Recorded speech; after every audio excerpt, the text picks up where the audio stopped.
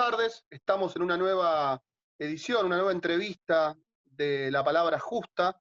Como siempre decimos, tratamos de alguna manera de hablar de las noticias que a veces no se suelen trabajar en los medios hegemónicos.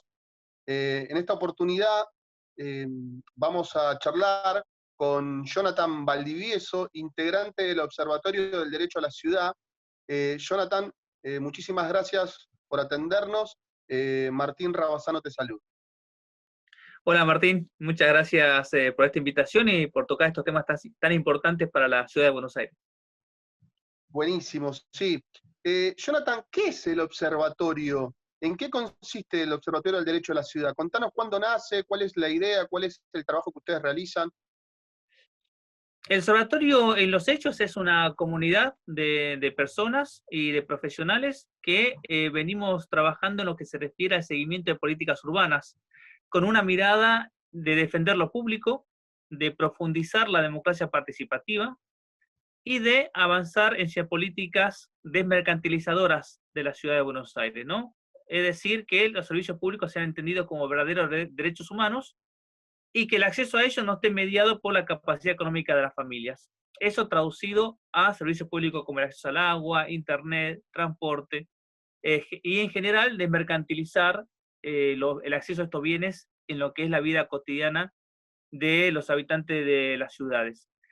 En los hechos, el observatorio se terminó fundando en el año 2014, nos constituimos formalmente como una asociación civil, pero, repito, somos un tanto desestructurados y funcionamos más como una red, como una comunidad. Desde ese año hemos venido realizando un seguimiento exhaustivo de las políticas que se vienen implementando en la ciudad de Buenos Aires.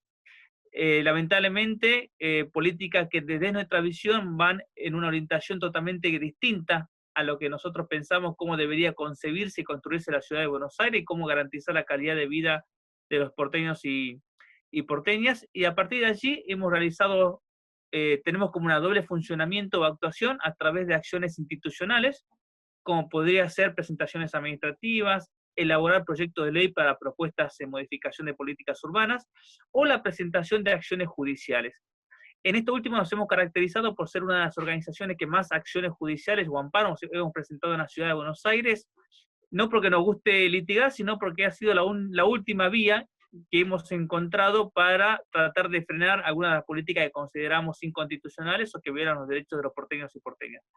Y por otra parte tenemos un rol de realizar una información, transmitir informativamente lo que viene pasando en la ciudad de Buenos Aires y tratar de coordinar a las asambleas y organizaciones sociales, de ir generando redes. Por eso este año hemos conformado conjuntamente con más de 100 espacios colectivos la coordinadora que se llama La Ciudad Somos Quienes la Habitamos, con el objetivo de que esta vitalidad democrática que existe en la ciudad de Buenos Aires pueda unificarse y pueda plantear una alternativa de visión de ciudad, alternativa que no está surgiendo de la clase política. Pedro, muy buenos días, muy buenas tardes. ¿Cómo va? Me imagino que tenés un montón de preguntas. Vos, al igual que yo, sos de la ciudad de Buenos Aires, así que me imagino que todos estos temas te deben atravesar igual que a mí. ¿Cómo va? Sí, todo bien. Sí, Jonathan, el jueves pasado se aprobó en la legislatura porteña un proyecto de ley que modifica la normativa urbanística que se aplica a la zona de Costa Salguero, Punta Carrasco, ubicado en la Costanera Norte. ¿Qué es lo que quiere decir esto en pocas palabras, si se puede explicar bien? Sí, el jueves pasado la legislatura terminó aprobando en una primera lectura. Esto implica que la ley todavía no ha sido aprobada definitivamente, sino que tiene que iniciar un proceso de discusión ciudadana, se tiene que convocar una audiencia pública, luego la legislatura tiene que ratificarlo o rechazarlo en un segundo tratamiento de la legislatura, ¿no? Pero lo que se está discutiendo es el destino y la privatización de un sector muy importante de la costanera, que es el sector conocido como Costa Salguero. Un predio de 17 manzanas de superficie, ¿no? No es una parcela, no es una manzana, son 17 manzanas de tierras públicas que se está discutiendo su destino. ¿Cómo comenzó la historia? En los 90 estos predios y toda la costanera norte fueron privatizados. A partir de allí, la ciudadanía se vino organizando, hace 30 años estamos hablando, y logró que la clase política, cuando se discutió la constitución de la ciudad, y con ordenanzas previas se estipulara que una vez vencidas las concesiones, todas las costaneras se tenían que transformar en un gran parque público, ¿no? Eso fue la conquista ciudadana en los 90, quizás una de las mayores conquistas ambientales de la ciudad. En la Constitución de 1996 quedó eso estipulado en el artículo 8. Luego, 13 años después, en el 2009, con la discusión del Plan Urbano Ambiental, nuevamente se enfatiza de que el entorno ribereño tiene que ser de acceso público y libre y restricto. Ahora vemos que finalizadas las concesiones, o a punto de finalizar, como es el caso de Costa Salguero, que fue una concesión otorgada a 30 años, que finaliza el 2021, el gobierno está desconociendo todas las leyes y la normativa constitucional aprobada, y también está desconociendo la voluntad de la ciudadanía porteña que durante 30 años viene peleando para que la costanera sea un parque público. ¿Y qué estrategia está usando? Por una parte, el año pasado, el 5 de diciembre, aprobó una ley que autoriza la venta de estos predios. Pero ahí había un tema, estos predios ya estaban zonificados como parque, ¿no? Esta historia, esta lucha que te comentaba ciudadana, logró que estos terrenos ya tengan una zonificación de parque. ¿Qué es lo que decía la normativa? Finaliza la concesión, se tiene que elaborar ese parque, no se puede hacer otra cosa. Entonces, el 5 de diciembre pasado, el gobierno y la legislatura votaron la venta de un parque, del Parque Salguero. Pero fue una venta condicionada. ¿Por qué? Porque si venden un parque, al que lo compra no va a tener ningún tipo de beneficios. Lo puede vender barato, lo puede comprar barato, mejor dicho, pero no va a poder construir nada. Entonces, la venta fue supeditada a que la legislatura nuevamente otorgue una capacidad constructiva en esos predios. Que es lo que la legislatura estuvo discutiendo la semana pasada, mejor dicho, esta semana, donde el jueves se votó esa capacidad constructiva para construir un complejo inmobiliario de 75.000 metros de superficie, ¿no? Es un gran complejo inmobiliario, uno de los más grandes que se están autorizando en estos últimos 25 años después de Puerto Madero. Ese ciclo, este proyecto, si termina aprobándose, va a cerrar el ciclo de la venta, va a cerrar el ciclo de la privatización definitiva, porque hasta ahora el gobierno venía concesionando parte de las costaneras, venía reprivatizando, pero con concesiones o privatizaciones temporales, 5 o 10 años. Esto implica una privatización definitiva, implica que la ciudadanía va a perder en forma perpetua estos terrenos que van a quedar en manos privadas. Y aquí a veces el gobierno nos trata de engañar diciendo que solamente se van a construir este complejo inmobiliario en 7,5 hectáreas, pero que el resto va a ser parque. Bueno, el resto va a ser parque, pero va a ser un parque privado, porque la autorización para vender son a 17 hectáreas. No es que se vende únicamente la parte del complejo inmobiliario. La autorización que tiene el jefe de gobierno es para vender las 17 hectáreas. Así que a lo sumo, venderá las 17 hectáreas, pondrá que se tiene que autorizaría a construir este complejo inmobiliario y obligaría a generar este espacio de uso público, pero al terreno a ser privado, eso no va a impedir que a futuro venga el privado y le pida a otra legislatura, a otros gobiernos, que le den mayor capacidad constructiva para seguir construyendo en la costanera, ¿no? ¿Qué quiero decir con esto? Que este es un primer paso, es algo que no se detiene, digamos. La gran discusión es, ¿frenamos con la planificación de extender Puerto Madero hacia el norte, o habilitamos que todo el entorno ribereño sea un nuevo sector de apropiación de los sectores de alto recurso para generar urbanizaciones al estilo de Puerto Madero? Esa es la gran discusión que hay ahora. Jonathan, viendo esto que vos estás contando, que quizás habitualmente, como dijimos al principio, no suelen hablarse de estos temas en los medios de comunicación, o se habla tratándolo desde otras perspectivas, donde se ve esto que vos planteás de el negocio por sobre todas las cosas. Vos que conocés lo que sucede más allá de esta cuestión de Costa Salguero, este tipo de negociados, este tipo de pérdidas que tiene la ciudad, ¿se repiten en otros lugares o es puntualmente ahí, nomás en Costa Salguero? No, todos los terrenos importantes de la Ciudad de Buenos Aires prácticamente fueron privatizados en estos últimos 13 años. Nosotros hablamos de que cuando asumió el gobierno del PRO, ¿no? Y ahora extendido a Cambiemos o Vamos Juntos en la Ciudad de Buenos Aires, empezó a operativizar un plan sistemático de venta de tierras públicas, ¿no? Empezó a descapitalizar el Banco de Inmuebles de la Ciudad de Buenos Aires, y en este periodo ha llevado a la privatización aproximadamente 500 hectáreas de tierras públicas. Puerto Madero son 110 hectáreas privatizadas. No, ahora hemos privatizado 4 veces más de lo que se privatizó en los 90, que la ciudadanía cuando recuerda los 90 recuerda lo escandaloso de la oleada privatizadora de esa época. Bueno, ahora hemos superado con creces, ¿no? Hemos multiplicado por 4 lo que se ha privatizado en Puerto Madero. Por muchas razones no estamos escandalizados los porteños ni estamos pidiendo la renuncia del jefe de gobierno como si se lo hubiese pedido en otros años y en otras décadas. ¿Esas tierras dónde se vendieron? Se vendieron en toda la ciudad. Casi todos los playones ferroviarios, que eran tierras disponibles para que el Estado piense incrementar los espacios verdes, aumentar las viviendas sociales o generar equipamiento urbano, fueron destinadas a emprendimientos inmobiliarios. Pero principalmente, el gobierno se ocupó de avanzar con las ventas y concesiones de los predios ubicados en el entorno ribereño, ¿no? De la Avenida Libertador hacia el este. ¿Por qué motivo? Porque para nosotros existe una planificación que no está manifiesta, expresamente publicitada, pero sí está pensada desde el gobierno y los desarrolladores inmobiliarios, que es apropiarse del entorno ribereño, crear una ciudad dentro de la ciudad de Buenos Aires, ¿no? Como lo es Puerto Madero. Puerto Madero, la idea fue hacer un gueto para privados, ¿no? Para los sectores más opulentos de la ciudad. Bueno, la idea es extender esa idea de urbanización hacia el norte, apropiándose del entorno ribereño. Y allí vemos, por ejemplo, que no está solamente en debate Costa Salguero. Años anteriores ya se vendieron los predios donde actualmente está asentada la Villa 31, el barrio Carlos Mujica. Se vendieron la mayoría de los predios públicos aledaños al barrio. Se vendió hacia el norte los predios del Tiro Federal, que están justo sobre el Libertador, ¿no? Para construir torres de más de 100 metros, para hacer el Parque de la Innovación, que es otro negocio inmobiliario, no es un parque de la innovación público, va a ser un parque de innovación privado. Se otorgaron las terrenos al Tiro Federal para trasladarse cerca del Parque de los Niños. Se está volviendo a reprivatizar toda la costanera norte con lo que ellos llaman el Distrito Joven.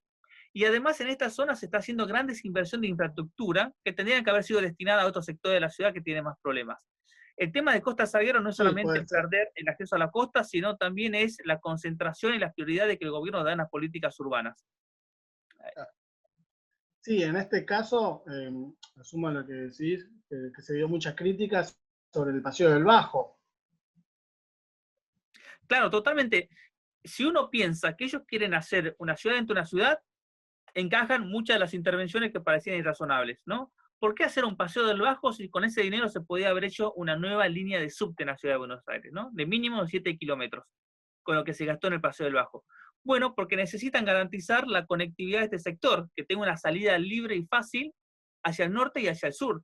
También se comenzó a hacer la construcción del cambio de la traza de autopista Ilia, ¿no? 2 autopistas construimos en este gobierno que dice que está pensando en un transporte verde en una ciudad carbono 40, que manifiesta que va en contra del automóvil, pero en estos años construimos 2 autopistas, ¿no? Totalmente algo que no sucede tampoco a nivel mundial. El Paseo del Bajo y una que está a medio hacer, que es el cambio de la traza de autopista Ilia. Estamos haciendo toda una reformulación de Aeroparque y se están construyendo estacionamientos subterráneos con el terreno ganado al río. Es decir, ganamos terrenos al río para construir estacionamientos de autos subterráneos.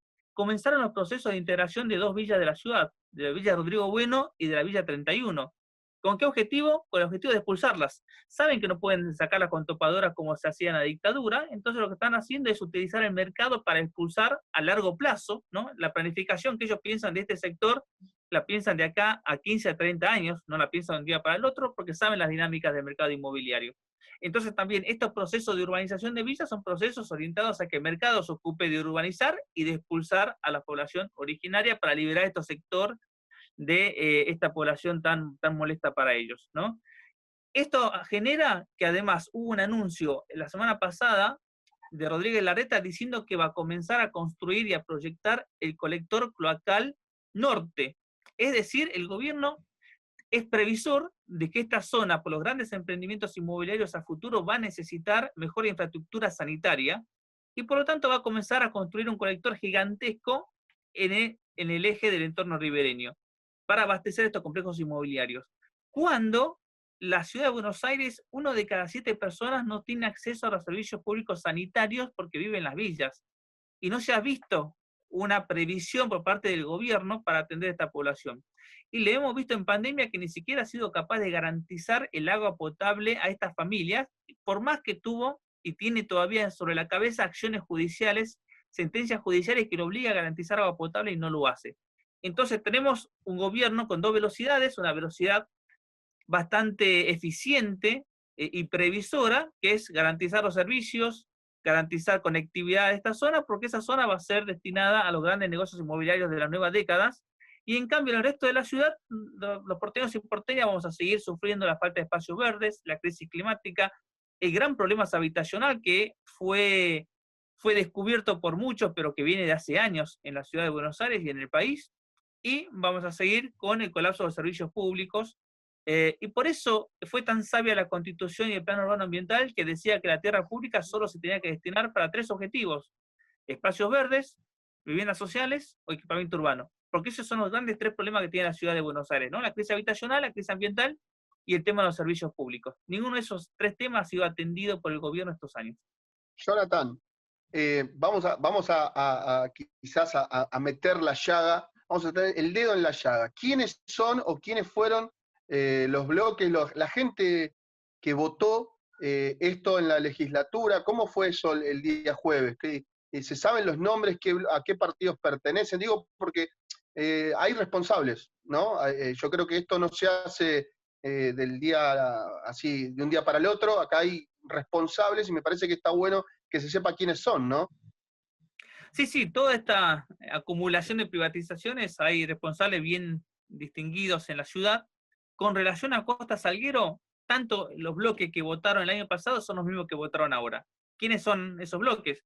Son los bloques que encabeza, por una parte, Rodríguez Larreta, ¿no? Con el bloque de PRO, los legisladores de Graciela Ocaña, que es los legisladores de Confianza Pública, los legisladores de Lustó, el radicalismo y los que pertenecen directamente a Lustó, el bloque del socialismo, cuya cabeza es Roy Cortina, y el bloque de la coalición cívica que responde a Lilita Carrió, ¿no? Esos son los bloques que le dieron los votos, tanto el año pasado para la autorización de la venta, como ahora para completar el ciclo, otorgando la capacidad constructiva de estos terrenos. Estos bloques, no nos sorprende, son los bloques que han venido autorizando estos últimos años las grandes privatizaciones en la ciudad de Buenos Aires, ¿no? Y que lamentablemente han generado que no exista debate en la ciudad, porque muchos de esos bloques fueron elegidos por la ciudadanía como oposición, y al minuto 1 se transformaron en oficialistas. Entonces, ¿cómo puede ser que el gobierno, que nunca gana con tanta diferencia para que pueda tener una mayoría automática en la legislatura, la tenga, ¿no? ¿Cómo puede ser que llegue al 2/3 si nunca llegó al 75 u 80% de los votos? Que sería como imposible. Bueno, eso se llega... Qué buena pregunta esa. Eso se llega porque los partidos que se presentan como de oposición en épocas electorales, luego terminan siendo oficialistas, ¿no? Entonces hay un fraude democrático, porque justamente la Constitución pone ciertas mayorías para estimular que haya un debate y discusión en ciertos temas, ¿no? Y pone mayoría grabada para vender la tierra pública, pone 2/3 de la legislatura, es decir, 40 votos. Bueno, en los últimos años no hubo debate porque esos 40 votos respondieron en forma automática al jefe de gobierno por estos acuerdos que hay con algunos partidos de oposición. Y Lustó no mentía, Lustó cuando decía que Larreta, ¿no? En plena campaña electoral, todo lo que puede comprar lo compra y todo lo que puede vender lo vende. Bueno, también sucede a nivel de los bloques y partidos políticos, donde así como vemos subastas inmobiliarias, también hay subastas de partidos políticos que se venden por cargos, se venden por cargos o puestos en algunos organismos de control, organismos públicos, por estar en las listas electorales, y quién sabe, otro tipo de connivencias o cuestiones que reciben estos partidos, y eso hace que, al tener una mayoría automática en la legislatura, le permita control también sobre los organismos de control, porque el defensor del pueblo, el defensor público, el asesor tutelar, la auditoría lo define la legislatura, ¿no? Y si la legislatura está controlada por el gobierno con una mayoría tan elevada, obviamente las personas que son designadas en estos puestos no van a ser personas tan opositoras. Y también controla el Consejo de la Magistratura y el Poder Judicial. Por eso, lamentablemente, el fraude democrático en las elecciones genera que actualmente el jefe de gobierno concentre la suma de poder público, Y no contentos con eso, a principio de la pandemia la legislatura se declaró prescindente. Dijeron, nosotros no vamos a debatir nada de la pandemia, la crisis económica, sanitaria, habitacional, no nos importa, se la dejamos en cabeza del jefe de gobierno y dictaron una ley de superpoderes jamás vista en la historia democrática, porque actualmente, generalmente, ¿no? Los superpoderes se otorgan para que el jefe de gobierno pueda mover las partidas presupuestarias. Claro, sí, Pero sí. ahora le dieron facultades para que Rodríguez Larreta pueda suspender leyes, por ejemplo, ¿no? La ley que no quiera cumplir la puede suspender. O los contratos que son autorizados necesariamente por la legislatura porque son importantes, como puede ser la privatización del subte, Rodríguez Larreta pueda modificar los pliegos, adecuar las contrataciones porque tiene estos superpoderes. Entonces la legislatura se declaró prescindible, delegó los superpoderes al jefe de gobierno y en plena pandemia solo se ha dedicado a tratar negocios inmobiliarios. El jueves pasado no es que se trató la emergencia habitacional en la ciudad y sobrando se trató Costa Salguero. No, se trataron puramente negocios inmobiliarios y convenios urbanísticos, ¿no? Y cuando Jonathan, la legislatura... viendo lo que vos me estás planteando, salvo el kirchnerismo y la izquierda, el resto acompañó el proyecto de Larreta. Más o Sí, menos es así. sí, salvo los bloques de izquierda, ¿no? Porque está el FIT, está Autodeterminación y Libertad, está la gente del Sí, GEM y el Frente sí. de Todos, ¿no? Pero salvo esos bloques que se mantienen de oposición, todo el resto de los bloques acompañaron, les sobraron los votos, tuvieron 37 votos cuando necesitaban 31 votos, por ejemplo. Está bueno saberlo para que las próximas elecciones la gente lo tenga presente, ¿no? Digo, estas son las cosas que a veces no se conocen o se conocen muy, muy solapadamente a la hora de ejercer el derecho al voto, que tengamos en cuenta quiénes son y quiénes están atrás de todas estas barbaridades que vos nos estás contando y que estoy seguro que mucha gente desconoce, ¿no? Bueno, nosotros estamos convencidos de que el cerco mediático genera un desconocimiento de la ciudadanía y que la ciudadanía Claro. cuando vota no está votando estas cuestiones. No votó a Rodríguez Larreta ni votó a Lustó para que privaticen la costanera, ¿no? Tienen en mente, en forma esperanzadora o equivocada o acertada, pero tenían en mente otro tipo de gobierno cuando están votando a estos personajes. Y por eso también nosotros queremos manifestar la falta de coherencia de lo que son estos partidos en épocas electorales a años no electorales. En las redes circulan muchísimos videos de Roy Cortina diciendo que la ciudad de Buenos Aires necesita espacios verdes, de Lustó en las plazas, diciendo que ellos no van a acompañar más privatizaciones de venta de tierras públicas, ¿no? O acusando justamente que la mentalidad del jefe de gobierno es solamente una mentalidad inmobiliaria. Y ahora vemos que esos bloques salen a justificar con comunicados diciendo que lo que están haciendo es recuperar el río, porque actualmente el río está concesionado. Y que gracias a ellos, ¿no? El bloque del radicalismo fue bastante cínico, diciendo que gracias a ellos se logró incorporar en el proyecto de ley que la parte de espacio público va a ser de acceso libre.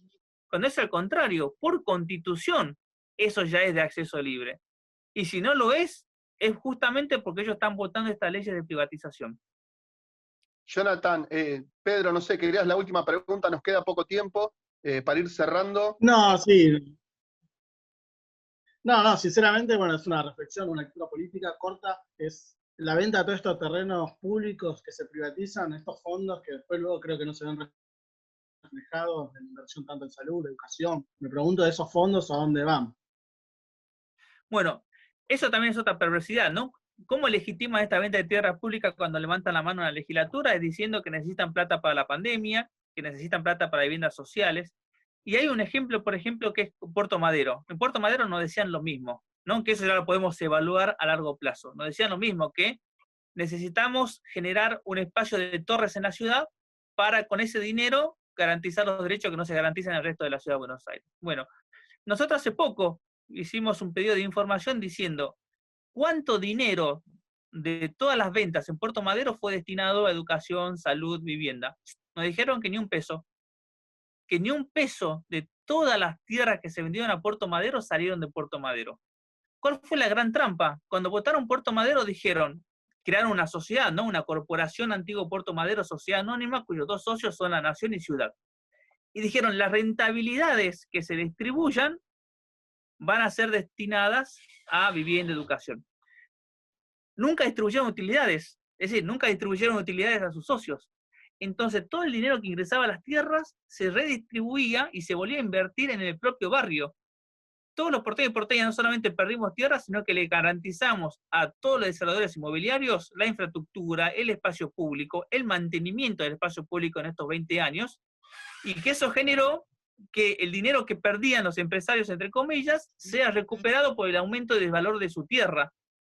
Entonces, lo que lleva el Estado fue, los desarrolladores inmobiliarios, fue financiar el propio incremento del valor de su tierra, ¿no? Ese fue el gran fraude.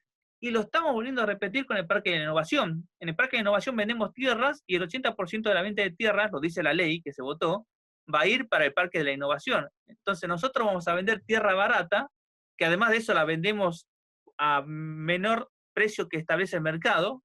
En Parque de Innovación, que se vendió en plena pandemia, vendimos un 40% menos de los propios indicadores del gobierno.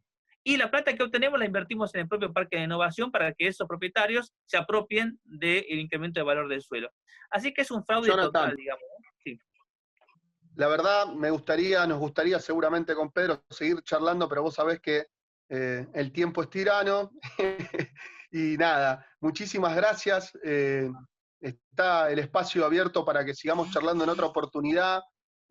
También quería invitarte, porque veo que tenés muchos conocimientos, cosas que nosotros no, sobre estos temas. Tenemos un blog que se llama La Palabra Justa de Paco, que también está a disposición para cuando quieras escribir un informe o pasar algún tipo de información para que nuestros lectores puedan conocer todas este tipo de denuncias que ustedes hacen.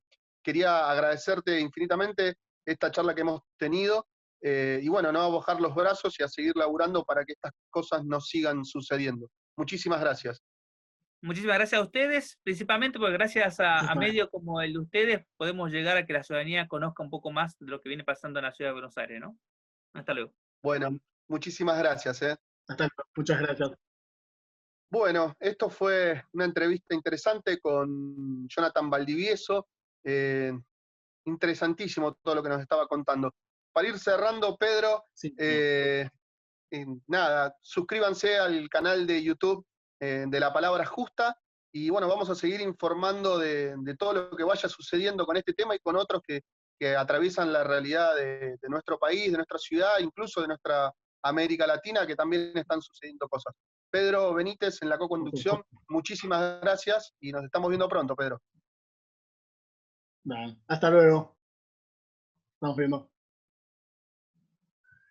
Estamos en una nueva edición, una nueva entrevista de La Palabra Justa. En este caso estamos con Gabriel Solano, diputado de la ciudad, integrante del Partido Obrero, del Frente de Izquierda Unidad. En estos días estuvimos también charlando con otra persona, Jonathan Valdivieso, que trabaja el tema de la denuncia que hay con respecto a la venta de terrenos en Costanera Norte. Y él nos comentaba que la izquierda y algunos otros sectores son los únicos que votaron en contra de este avasallamiento que está llevando adelante Larreta. Gabriel Solano, ¿qué opinión tenés al respecto? Mira, estamos frente a un proceso de enajenación de tierra de la ciudad que viene de larga data. No empezó con la última sesión de la legislatura. Ya se llevan enajenadas casi 200 hectáreas de la ciudad de Buenos Aires. La mayor parte se vendió de manera directa, otra parte que no se vendió se concesionó, precisamente en manos de los privados.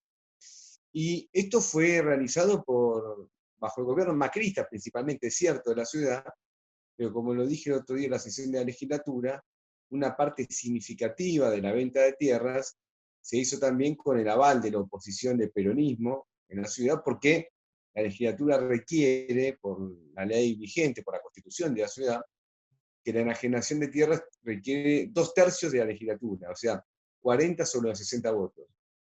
Y en general, en el pasado, nunca el macrismo tenía con sus aliados esos 2/3, lo reunía con los votos del peronismo. Entonces fue desarrollando ese proceso. En la última sesión de la legislatura hubo un salto, si vos querés, porque se pasó a la entrega de tierras muy importantes desde el punto de vista económico, pero también desde el punto de vista urbanístico para la ciudad, que es la entrega de tierras de lo que es el acceso a la Costanera Norte, al Río de la Plata, en el cual el gobierno de Larreta pretende una venta de tierras para hacer ahí barrios privados, oficinas, que la cotización va a ser realmente increíble, $9.000 el metro cuadrado se estima. Estamos hablando, imagínate, de un departamento de 100 metros cuadrados de $900.000. Es decir, algo que está completamente alejado para la inmensa mayoría, el 95, 96, 97% de la ciudad de Buenos Aires, y tendría como destinatario una minoría enriquecida, digamos, de la ciudad o del país. Y esto con la contra que va a llevar al proceso que ya estamos viendo en la ciudad de Buenos Aires hace mucho tiempo, porque esta política de enajenación de la tierra, de especulación inmobiliaria, ¿en qué derivó? Derivó, por un lado, en un encarecimiento del suelo. La ciudad de Buenos Aires, la tierra es muy cara. Y como el valor de la tierra condiciona luego el valor de las propiedades, es lo que se suele llamar el costo de incidencia, es decir, cuánto representa la tierra en el valor total de la propiedad, tenemos que ese encarecimiento de la tierra como consecuencia de la especulación inmobiliaria ha llevado a que comprar una casa en la ciudad sea prácticamente imposible para un trabajador. Y también alquilar se convierte muy caro, porque hay una relación, obviamente, entre el precio del alquiler y el precio de la propiedad. Entonces, en la Claro, ciudad de Buenos Aires, el alquiler de un departamento es muy, muy caro si uno tiene en cuenta los salarios que existen en la ciudad de Buenos Aires. El otro día, por ejemplo, cuando hablaba de la legislatura, puse un ejemplo que me pareció a mí, digamos, categórico. Un trabajador del Estado de la ciudad, una enfermera, un docente, un kinesiólogo, un empleado público en general, va al Banco Ciudad. Es un empleado de la ciudad, va al Banco de la ciudad y pregunta, ¿me dan un crédito hipotecario? Le dice, no califica. ¿Por qué no califica? Porque la relación entre el salario de ese trabajador que le paga el Estado de la ciudad y el valor de la propiedad de la ciudad es una relación imposible. Es una relación imposible. Hoy un ahí es docente que gana... donde, ahí es donde vemos la crisis esta habitacional, ¿no? Digo, Claro, todos estos problemas que vos estás planteando. claro, porque la crisis habitacional tiene extremos. Un extremo, cada vez más masivo, es lo que ocurre en las villas de la ciudad de Buenos Aires. Allí viven aproximadamente más de 300.000 personas, es decir, más del 10% de la ciudad. En el pasado no era así. Y vos tenés en cuenta que la ciudad de Buenos Aires tiene una población estancada, más o menos desde la década del 40 o del 50 del siglo pasado. Es decir, que desde hace 70 años más o menos Buenos Aires tiene 3 millones de personas. Lo que ha ocurrido en el medio es que se incrementó notablemente la cantidad de personas que viven en villas. Se incrementó la construcción, que una parte importante está vacía, no habita nadie, porque se utiliza como una especie de reserva de valor. Y se incrementó también la población inquilina. Hoy el 35% de la ciudad es inquilina. Y si uno lo ve en la franja etaria, rápidamente se va a saber que, sobre todo los jóvenes, no pueden comprar una propiedad. Tienen que Claro, esperar, digamos, una herencia, a ver si pueden lograr. Y eso si es hijo único, si tienen que dividir la casa entre 3 hermanos, no se van a poder comprar ellos una casa. Ha crecido significativamente la cantidad de inquilinos. Ahora bien, ¿qué ocurre? Una ciudad que construye mucho, pero no aumenta su cantidad de habitantes, tiene más población en villa, tiene más población inquilina, y también va produciendo la expulsión del trabajador de la ciudad. La mayor parte, ya que trabaja en la ciudad, no vive en la ciudad. ¿Y por qué eso? Porque vivir en la ciudad se convierte en algo muy caro, entonces está claro, obligado claro. ya a vivir a la provincia de Buenos Aires con todo eso en lo que significa en términos de costo de viajes. Y esto para una sociedad es importante tenerlo en cuenta, porque el costo del transporte nos genera Sí, nuevo valor. el laburante, el laburante ya llega cansado al trabajo, básicamente No, el eso, tiempo de la vida del viaje. trabajador es un hecho importante porque uno piensa que si tiene que viajar 1 hora, 1 hora y media de ida, 1 hora y media de vuelta, si trabaja 8, 9, 10 horas, tiene que agregarle eso. Pero como sociedad, tengamos en cuenta una cuestión adicional. El costo del transporte, no genera un valor nuevo. El valor lo genera el trabajador cuando llega al lugar de trabajo. El costo en ir y venir es un costo que pierde, es un gasto que pierde la sociedad. Lo que correspondería es acercar al trabajador a su lugar de vivienda, al lugar de trabajo. Y esto no se hace porque uno ve que una parte, ya más del 50% de las personas que trabajan en la ciudad no pueden vivir en la ciudad justamente por la desigualdad que hay entre el salario y el valor de la propiedad. Gabriel, estos últimos días, aparte de este tema de los negociados y demás, se estuvo discutiendo en la ciudad el tema de la vuelta a clases de los chicos. Ahí estaba leyendo que Ademis llama a un paro. Ademis es un sindicato docente, vos bien lo conocés. ¿Qué opinión tenés al respecto de esta situación? Mirá, lo que está pasando en la ciudad en materia educativa es preocupante porque los números que dio la reta, quiero acá ser muy categórico, y que son 6.500 chicos los que quedan fuera de la virtualización, es mentira. Son muchísimos más. La matrícula estudiantil de la ciudad de Buenos Aires supera las 300.000 personas. Y dejo acá de lado la Universidad de Buenos Aires, eso no cuenta, eso es aparte. Me refiero a lo que es el sistema educativo de la ciudad misma, del estado de la ciudad. Inicial, primaria, secundaria y a nivel terciario de la ciudad. 6.500 sobre más de 300.000, estamos hablando más o menos de un 2%. No es así, es muchísimo más. Se estima que estamos en un 60, entre 60 y 70.000 estudiantes los que han quedado por fuera.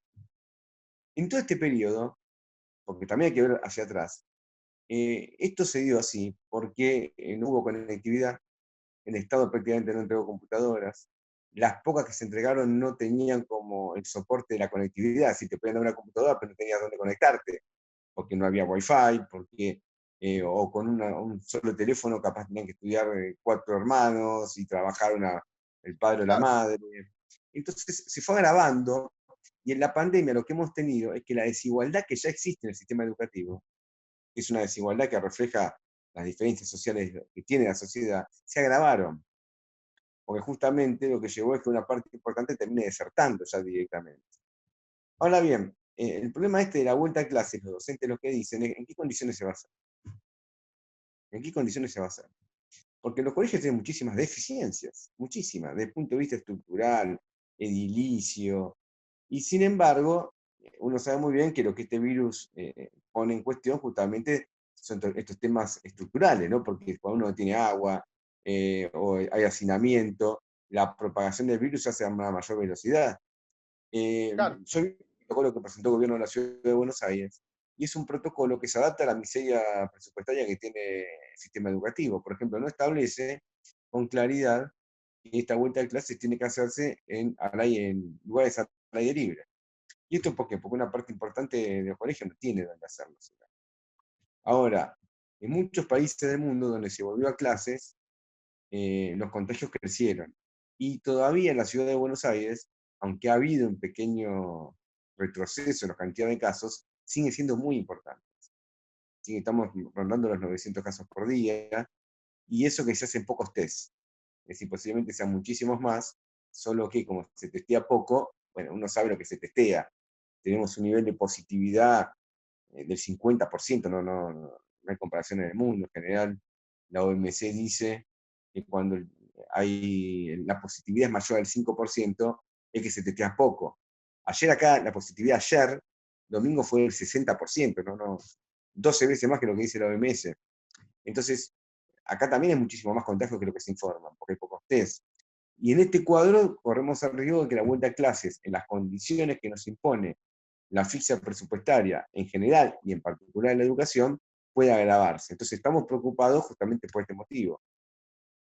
Claro, claro. No, la verdad que es todo un tema que, como bien decíamos en otras oportunidades en nuestro programa, la pandemia vino a dejar en evidencia lo que quizás por ahí no se notaba tanto, que es la miseria en la cual te lleva el capitalismo a nivel global, ¿no? Digo, porque esto que vos contás, como vos decís, se ha pasado en otros lugares del mundo también, y bueno, en un país como el nuestro, donde no hay inversión en educación, en salud, vemos las cosas que vemos. ¿Cuál es el estado del sistema de salud? Tuvimos hace unos días atrás una represión a los enfermeros, a las enfermeras ahí en la ciudad. ¿Cómo está el sistema sanitario en la ciudad? Mira, el sistema de salud de la ciudad tiene déficits enormes, y te puedo decir que el principal déficit que tenemos hoy es un problema justamente del personal, porque es un tema de lo más difícil de resolver. entramos a la cuarentena con un déficit muy grande en todos los planos. Yo recuerdo muy bien que justo una semana antes, días antes, menos que una semana, de que se declarase la cuarentena, vino a la legislatura uno de los principales funcionarios del Ministerio de Salud de la ciudad, quien es el segundo, de hecho Ferrante, que es el segundo de Quirós, y cuando expuso, por ejemplo, la cantidad de camas de terapia intensiva que tenía el sistema público, nos queríamos morir. 130, 140 camas. Dijimos, con esto vamos a enfrentar una pandemia, una ciudad que tiene 3 millones de habitantes y que atiende también a varios millones de conurbanos.